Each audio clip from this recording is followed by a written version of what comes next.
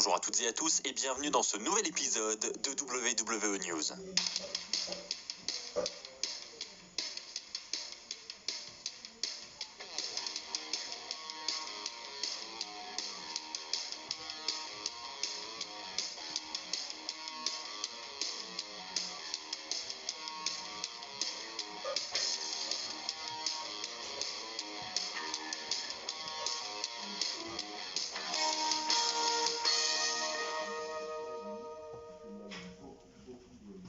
Bonjour à toutes et à tous les amis, c'est Axel de la chaîne YouTube WWE Fan France, j'espère que vous allez tous très bien.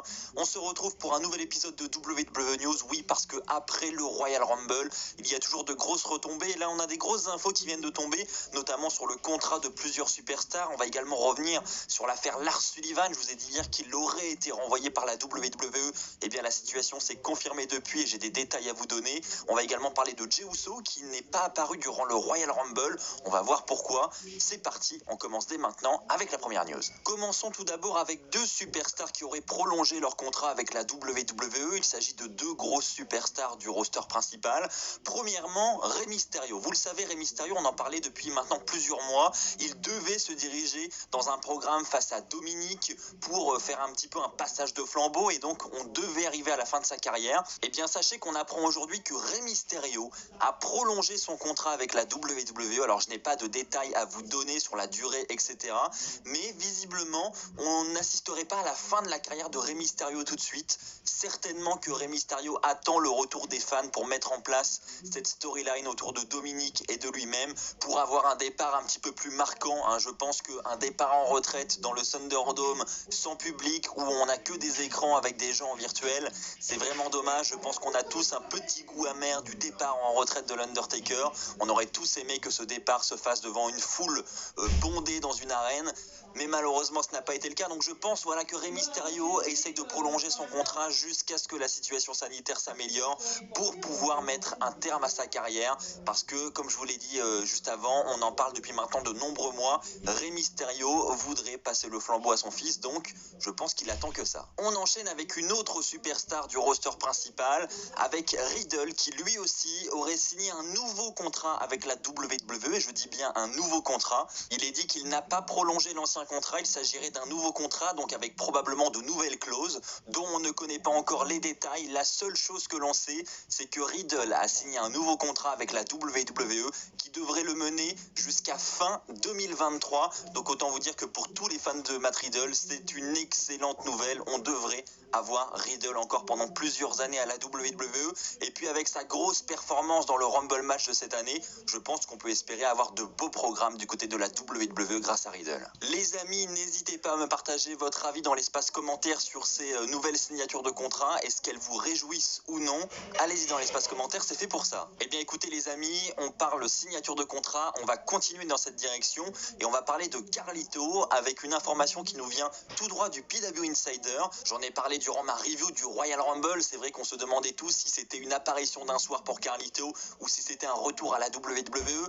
Ensuite j'ai sorti ma review de Raw, je vous ai dit qu'avec cette apparition de Carlito à Raw, on semble se diriger vers un nouveau run de Carlito.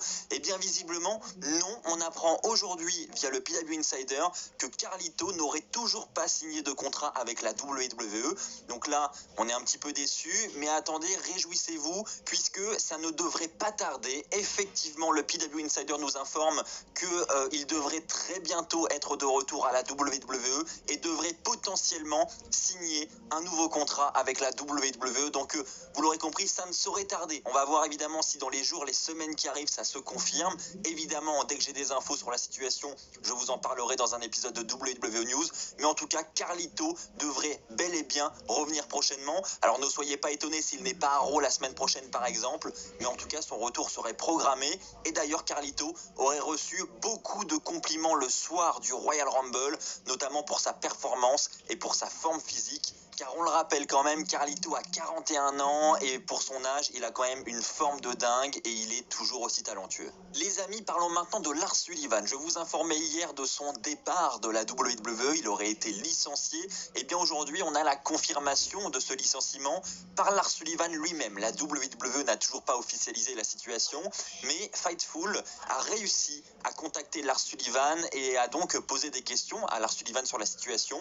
Lars Sullivan a dit que son contrat a effectivement été arrêté, mais que la rupture de son contrat s'est très bien passée. Lars Sullivan reconnaît tous les faits qui lui sont reprochés, il se sent responsable, il dit qu'il est sans cesse en combat avec son anxiété, il dit que malgré l'absence des fans dans le Thunderdome, il avait toujours des problèmes pour manger et dormir à l'approche des shows, et donc il dit qu'il comprend clairement la décision de la WWE, et il termine même par dire qu'il devrait arrêter sa carrière de catcheur, il n'a pas envie de continuer, donc ce serait la fin de Lars Sullivan, le catcheur. Là aussi les amis, n'hésitez pas à partager votre avis dans l'espace commentaire. Est-ce que selon vous la WWE a pris la bonne décision en licenciant Lars Sullivan? Les amis, on continue cet épisode de WWE News avec Jey Uso qui n'était pas présent durant le Rumble match. Et donc là je pense que vous êtes très nombreux à vous demander pourquoi, parce que Jey Uso avait annoncé du côté de SmackDown officiellement sa participation. Donc on était tous surpris, je pense, de ne pas le voir dans le Rumble match. Et bien on apprend aujourd'hui via Dave Meltzer que Jey Uso n'aurait tout simplement pas été autorisé par les médecins de la WWE à entrer dans le Royal Rumble. Alors je n'ai pas de détails à vous donner sur cette blessure, évidemment on espère qu'il n'y a rien de grave et que tout va rentrer dans l'ordre pour Jey Uso. On ne connaît pas non plus sa date de retour, quand est-ce qu'il va pouvoir catcher à nouveau. On sait que son frère, lui Jimmy Uso, est absent pour blessure depuis de nombreux mois. On espérait son retour pour la fin d'année 2020, début d'année 2021, donc il devrait lui aussi bientôt être de retour du côté de SmackDown. Alors allons-nous attendre le retour de Jimmy pour obtenir le retour de Jey? C'est ce que nous allons voir dans les semaines qui arrivent, et pourquoi pas une reformation des frères Uso pour les relancer par exemple dans la division par équipe de SmackDown, qui je trouve en a un petit peu besoin. Là encore les amis, évidemment dès que j'ai des informations supplémentaires, dès que j'ai des détails à vous communiquer, je vous en tiendrai informé dans un nouvel épisode de WWE News.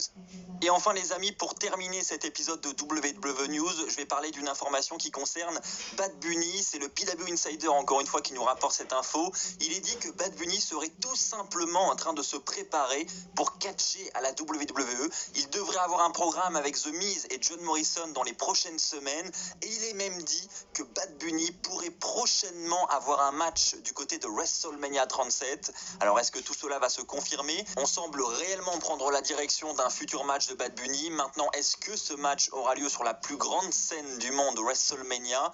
Là aussi, c'est loin d'être impossible, puisqu'on sait que la WWE adore mettre en vedette des célébrités pour attirer les yeux du monde entier sur ce show. Donc très clairement, c'est une possibilité à ne pas écarter. Voilà les amis, c'est ainsi que s'achève cet épisode de WWE News. J'espère qu'il vous aura plu. Si c'est le cas, comme d'habitude, n'oubliez pas le pouce bleu. N'oubliez pas également de vous abonner pour ceux qui ne l'ont pas encore fait. On approche à grands pas des 100 000 abonnés encore. Merci à tous. On se retrouve très vite pour de nouvelles vidéos. D'ici là, portez-vous bien et n'oubliez pas, soyez toujours très fiers d'être fan de catch. Allez, bye tout le monde.